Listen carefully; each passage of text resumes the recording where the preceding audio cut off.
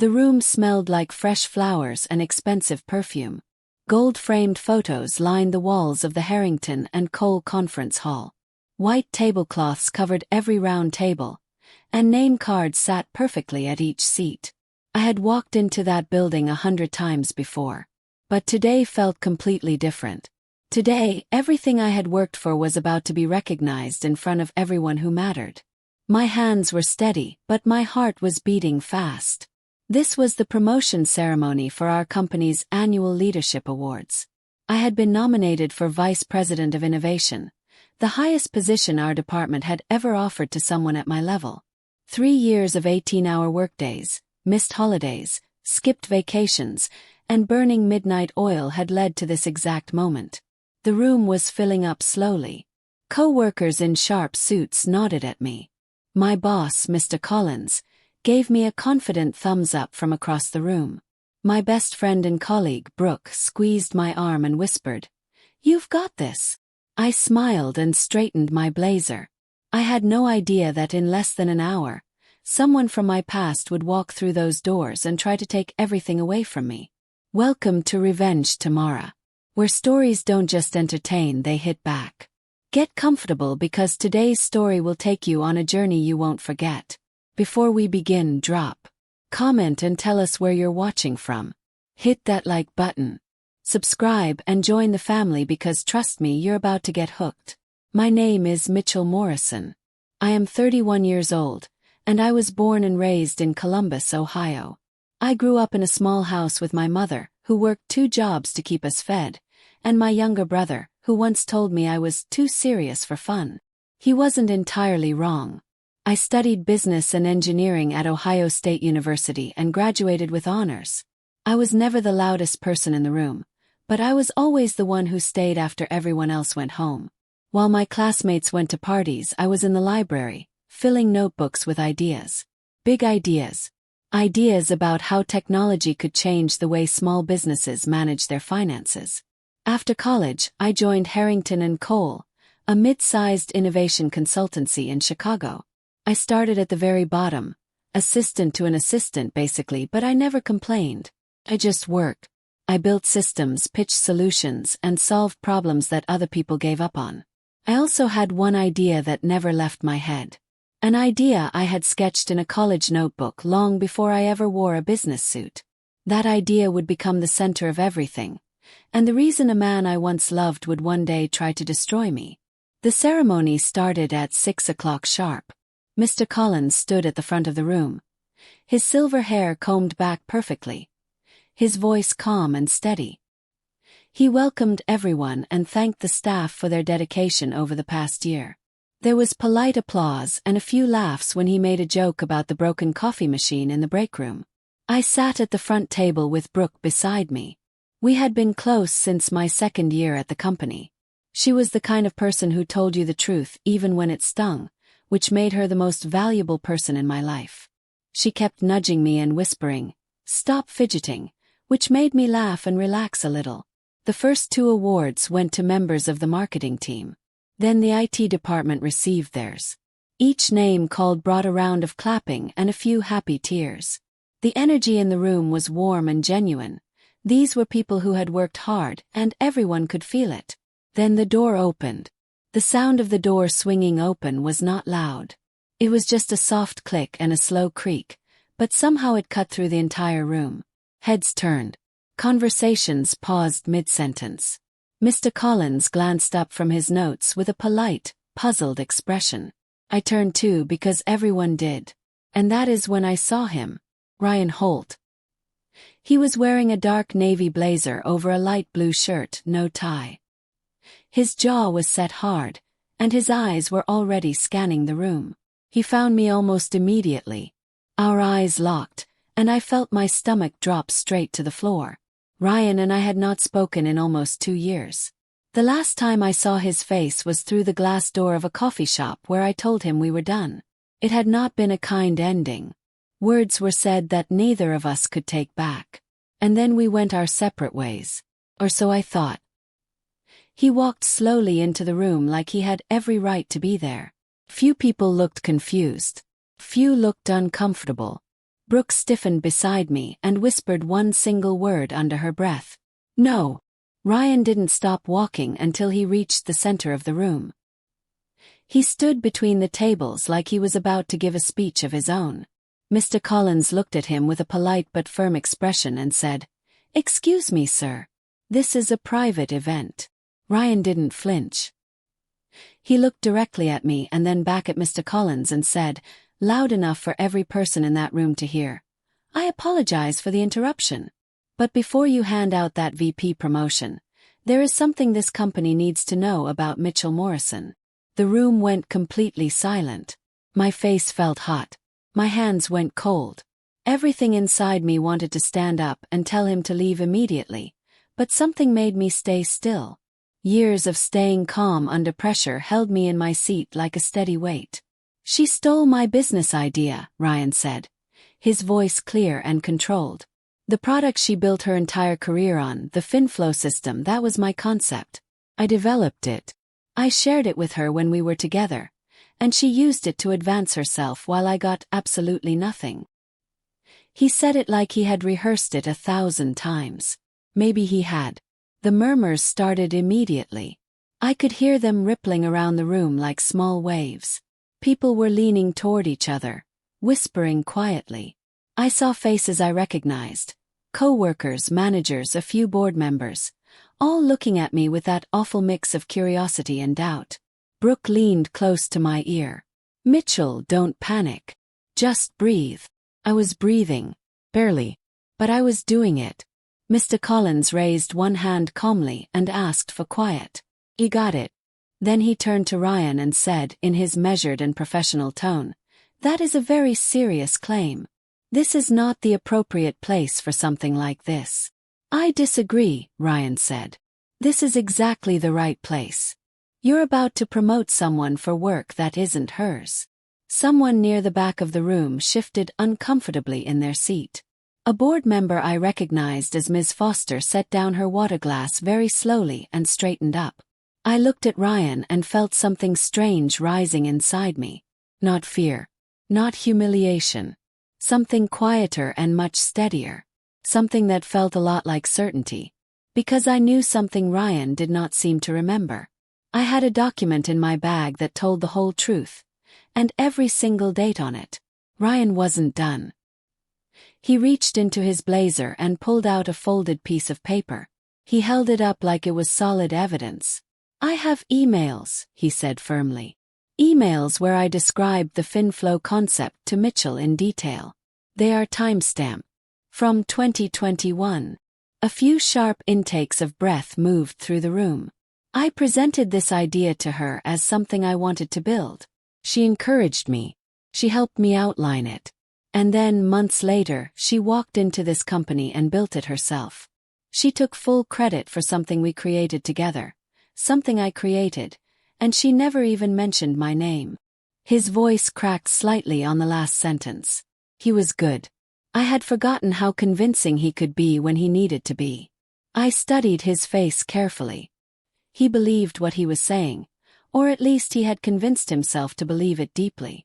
That was the most frightening part. Not the accusation itself, but how rehearsed and completely genuine he managed to sound at the exact same time. Mr. Collins looked over at me. "Mitchell, would you like to respond?" Every single person in the room turned to look at me. I set down my water glass. I straightened my spine. "Yes," I said quietly. "I would." I didn't stand up right away. I took a slow breath first. The kind of breath you take before you step off a high dive. Then I rose from my chair, smoothed the front of my blazer, and looked at Ryan directly without blinking. "Ryan," I said quietly, "I am going to give you one chance to walk back out that door." He crossed his arms. "I'm not going anywhere." I nodded once. "Okay." I turned to Mr. Collins and to the room. I could feel Brooke watching me closely. I could feel the weight of every confused and questioning face pointed in my direction. I had been in difficult situations before. I had presented to rooms full of skeptical executives. I had defended my work against people who doubted it. But nothing had ever felt quite like this moment. Because this wasn't just about my work. This was about my character. my honesty, my integrity. And Ryan was standing in the middle of a room full of the people I respected most, trying to burn all of it to the ground with a folded piece of paper and a well-rehearsed performance. I had something far better than a speech. I reached for my bag containing my folder. I had carried my folder to work for 3 years. Not because I needed it every day, but because my mother always said, "Keep your proof close." She said it about everything: receipts, report cards, permission slips. She was the kind of woman who kept every important piece of paper, and I had inherited that habit completely. I pulled the folder out slowly. My hands were steady. I was honestly surprised by that. I unclipped the folder and removed the top document. It was printed on heavy paper, crisp and official, with a gold seal in the upper right corner. I had looked at this document so many times I could describe it from memory. But I needed everyone else to see it now, with their own eyes. I held it up, face out, toward the room. "This," I said clearly, "is my patent for the FinFlow financial management system." I paused and let the room absorb that. "Let me read you the filing date." Before I read the date aloud, I want to explain something important. Because the date alone means nothing without the full story behind it. And the story is one I had never completely told anyone outside of Brooke and my mother. The FinFlow idea did not start in a conversation with Ryan. It did not begin during our relationship. It did not start at Harrington and Cole. It started in a notebook. Over the next 2 years of college, I filled 3 notebooks with everything related to FinFlow. I mapped out how the system would function. I drew detailed diagrams of the user interface. I wrote out the problem it solved, the market it would serve, and the features that would set it apart from anything already available. In my senior year, I took a business law course. The professor spent one entire class period talking about intellectual property. She said something I never forgot. "Your idea is only legally yours if you can prove exactly when you had it." That single sentence changed everything for me. 2 weeks after that lecture, I contacted a patent attorney through my university's small business center. Her name was Ms. Garner, and she was patient and thorough and completely honest about how long the process would take. We spent months carefully preparing the application together. I documented every feature, every function, every diagram I had ever drawn. I graduated in May of 2019. My patent application had already been filed in February of that same year. 5 full months before I ever set foot inside Harrington and Cole as an employee. I was 22 years old, newly graduated, and my idea was already officially on file with the United States Patent and Trademark Office. I joined Harrington and Cole in August of 2019.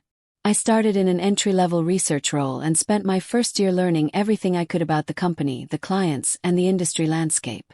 I did not talk about FinFlow at work right away. I wanted to fully understand the environment first before I brought my idea to the table. I met Ryan Holt in June of 2020. We were both attending a networking event for young professionals in Chicago. He was charming and confident and talked about business ideas with a contagious energy that I found exciting at the time. We exchanged numbers. We got coffee. We started dating. For the first few months, things were genuinely good. We talked about a lot of things: careers, goals, plans for the future. I was cautious about sharing FinFlow in detail because I had learned early not to share unprotected ideas too freely. But I did mention briefly that I was developing a financial tool aimed at small businesses. Ryan was interested immediately. He asked smart questions, answered some of them carefully and kept others vague. At the time, I thought I was being appropriately private. I did not realize I was quietly planting a seed in someone else's mind that would one day grow into something I never expected. By early 2021, my patent application had been fully approved. The United States Patent and Trademark Office officially issued my patent in January of 2021. I held that document in my hands in my apartment and cried a little, alone, quietly, because I had worked so hard for so long, and it was finally officially legally mine. I told Ryan about it that same week. I showed him the actual patent document. I was proud and I wanted to share that feeling with someone close to me. He looked at the document for a long time without saying anything. Then he smiled and said, That's amazing, babe. You're going to completely kill it. Looking back at that moment now, I wonder what was actually going through his mind. Because 6 months after that, things between us began to shift in ways I couldn't explain. He started asking much more detailed questions about FinFlow.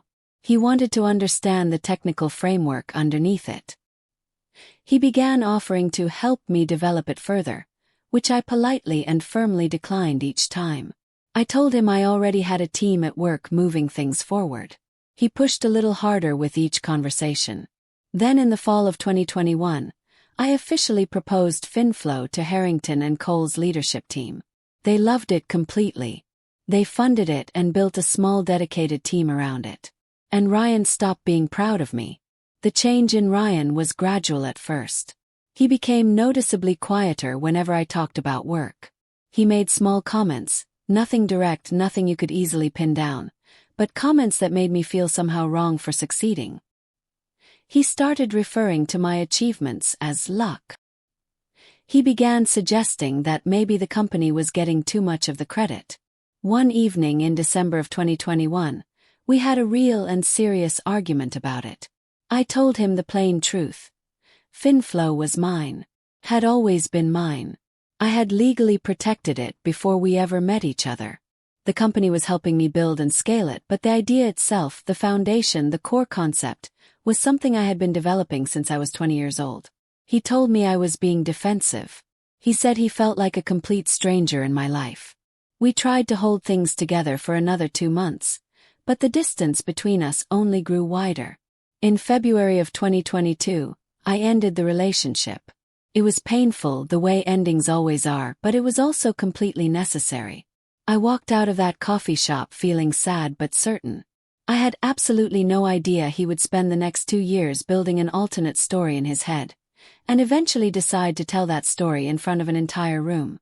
After Ryan and I broke up, I threw myself entirely into FinFlow. The development team at Harrington and Cole worked around the clock. By mid-2022, we had a working prototype that performed better than we had hoped. By early 2023, we had launched a full beta version with 12 small business clients on board. Every single one of them reported significant and measurable improvements in their financial management process. The results went beyond anything I had imagined. Client satisfaction scores were exceptional. Harrington and Cole's leadership team began talking about FinFlow as the future direction of the entire company. Mr. Collins pulled me aside in March of 2023 and told me quietly that I had built something truly important and lasting. During all of that time, I had no idea what Ryan was doing or thinking. I found out much later, through a mutual contact at an industry conference, that Ryan had tried to launch his own version of a financial management platform in late 2022. He called it FlowTrack. He pitched it to a small group of investors. It never gained any traction. From what I was told, he struggled to explain the core technology convincingly and could not demonstrate a working model to anyone. That failure must have hurt deeply. And sometimes when people are in pain, they look for someone to blame. About 8 months before the promotion ceremony, a letter arrived at my office through our company's legal department. Ryan had contacted a lawyer. The letter claimed that I had built FinFlow using intellectual property and trade secrets that we had, in their exact words, jointly developed during our personal and professional relationship. It demanded that I provide full documentation of my development process and threatened further legal action if I did not respond within 30 days. I read that letter 3 complete times. Then I called Ms. Garner immediately. She had kept all of my files carefully on record since the beginning. We scheduled a meeting the following morning and gathered everything. My original college notebooks, the patent application records, the official USPTO filing date, all correspondence from my university years. It took us one afternoon to compile it all. The legal department at Harrington and Cole got involved right away. Within 2 weeks, they sent Ryan's lawyer a detailed response that included a copy of my patent, the original filing date of February 2019, and a documented timeline of my full development process. A timeline that clearly predated my relationship with Ryan by more than a year. Ryan's lawyer went completely silent after that response. No further letters came. I assumed the matter was finally closed for good. I assumed wrong. Standing in that conference hall, holding my patent document, I thought about Ms. Garner. I thought about the letter. I thought about all the ways Ryan had already tried to challenge this idea and failed at every single attempt. And yet here he was, trying again. In person this time. In front of everyone I worked with and respected. Part of me understood it. Desperation makes people brave in the worst possible ways. When his company failed and his legal attempt went nowhere, the only move Ryan had left was a public one. Scene. Confrontation. Something dramatic enough to plant a seed of doubt in the minds of the people who mattered most to my career. But he had made one serious mistake. He had forgotten a very specific date. I looked down at the document in my hands. The paper was cool and slightly stiff. The print was small and precise and thoroughly official looking. There was a great deal of legal language across the page, but at the very top, clear and unmistakable, was a single date. February 14, 2019. Valentine's Day. I had always found it quietly ironic that the thing I had fallen most completely in love with, my idea, my creation, my life's work, had been officially filed on a day that was meant to celebrate love. Ryan and I did not even know each other existed in February of 2019. I looked up at the room. The filing date on this patent, I said, my voice clear and completely even, is February 14, 2019. I let that settle across the room for a full moment. Ryan Holt and I did not meet until June of 2020. That is 16 months after this idea was formally filed with the United States Patent and Trademark Office. Several people shifted visibly in their seats. Others looked directly at Ryan. This patent was officially issued in January of 2021. Our relationship began in the summer of 2020 and ended in February of 2022. At no point during our relationship did Ryan contribute to FinFlow in any technical, conceptual, or financial way. He had knowledge of the project because I shared information about my work with him, as you naturally would with someone you are dating. But knowing about an idea is not the same as creating it. I set the patent face up on the table in front of me so anyone nearby could see it clearly. The emails Ryan mentioned, the ones from 2021, may very well show him asking me questions about FinFlow. I don't doubt that. But asking questions about someone else's work is not the same as inventing that work. Being in the room is not the same as building the room. I looked at him one final time. You knew about my idea. You did not create it. The room was completely still. Ryan's expression had changed entirely. The polished, rehearsed confidence was cracking at the edges in real time. He looked exactly like a man who had walked into what he expected to be an empty house and found every single light already on. That doesn't prove anything, he said, but his voice had dropped significantly in strength. You could have put anything into that application. Ideas evolve over time. You used things from our conversations. No, I said firmly, without raising my voice by a single note. I did not. And if you would like to challenge that claim again in a proper legal setting, you are more than welcome to do so. My attorney is very well prepared for that conversation. Mr. Collins stepped forward with quiet authority. I think we have heard everything we need to hear. He looked at Ryan with an expression that was neither angry nor sympathetic, simply resolved and final. Sir, I am going to ask you to leave now. If you have any legal concerns you wish to raise, our company's legal team will be in contact. But this is not the time or the place for this conversation. Ryan looked at me one final time. I saw something move across his face. Not anger, not the triumph he had come in hoping to feel, but something that looked much closer to pure defeat. Maybe even the very early edges of embarrassment. He didn't say another word. Two members of our building's security staff appeared quietly at the doorway and escorted Ryan the rest of the way out. The door closed behind him with the same soft click it had made when it opened. And just like that he was gone. The silence that followed lasted exactly 3 full seconds. Then Ms. Foster, the board member who had set down her water glass at the very first moment of tension, started to clap. Slowly at first, with real deliberateness.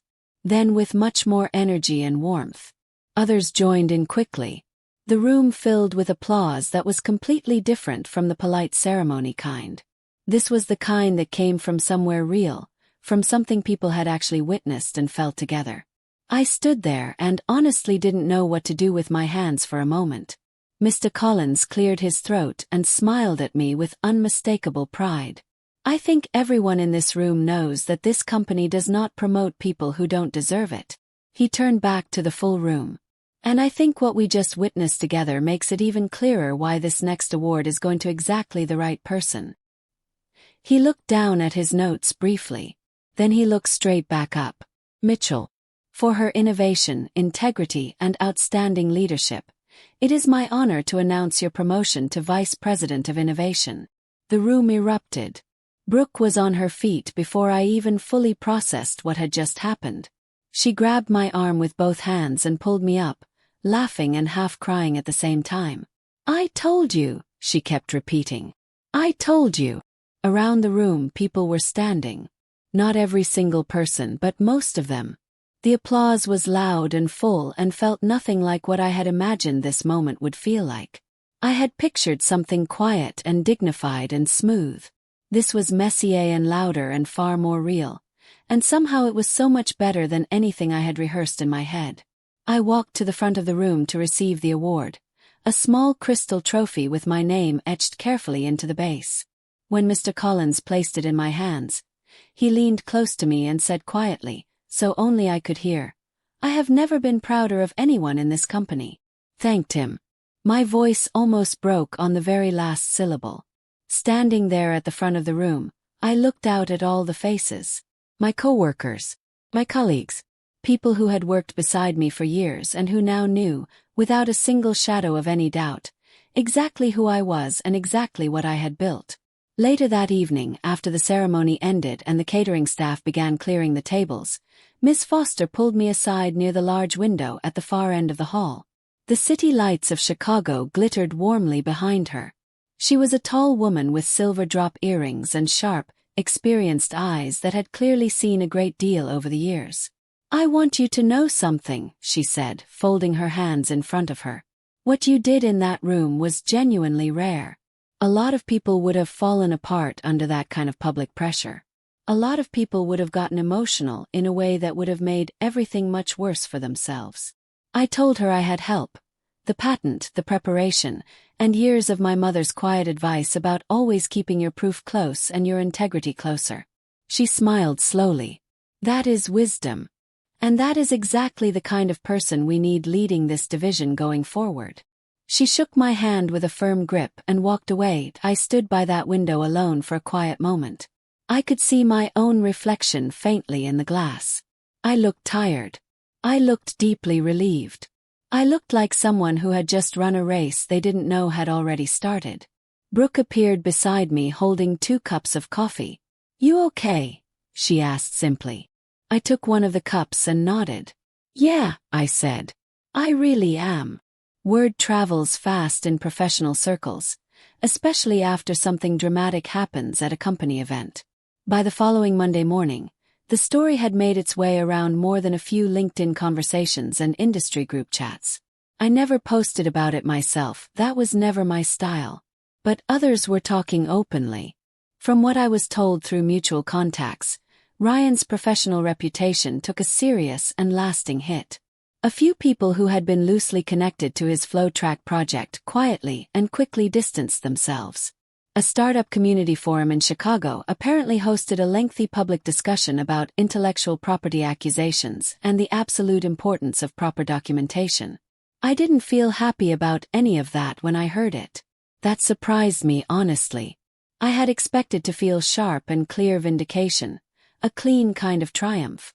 But what I actually felt was more like bone-deep tiredness and something quietly resembling sadness. Ryan had been someone I genuinely cared about once. At one point in my life, I had truly believed in him and wanted good things for him. Watching him become someone who would walk into a crowded room full of professionals and attempt to lie his way into a story that was never his, that wasn't satisfying to know. It was simply a reminder that bitterness and failure, when left together long enough, can slowly turn good people into people they were never meant to become. In the weeks after the ceremony, I found myself thinking often about the green spiral notebook from my junior year of college. I had never thrown it away. My original patent application drafts, and a short congratulatory letter from Ms. Garner the day my patent was officially approved. I took that first notebook out one quiet evening and sat with it on my couch. The pages were slightly yellow at the edges from age. My 20-year-old handwriting was messier than I remembered. Big looping letters, lots of connecting arrows between ideas, question marks scattered everywhere on the page. But the complete core of FinFlow was right there in those pages. Every important piece of it sitting exactly where it had always been. I thought about the girl who had written those pages. She had no money, no industry connections, and no guarantee that any of it would ever become anything real. She just had a problem she desperately wanted to solve and a stubborn, quiet refusal to let the idea die before she gave it every chance to live. I closed the notebook slowly and held it in my lap for a long time. Whatever Ryan believed he had come to take from me, he never could have touched it, because what I built came from somewhere deep inside me that had absolutely nothing to do with him. I am writing this from my new office, the Vice President of Innovation office on the 14th floor, which has a wide window that looks directly out over Lake Michigan. On my desk, I keep a small framed photograph of my mother.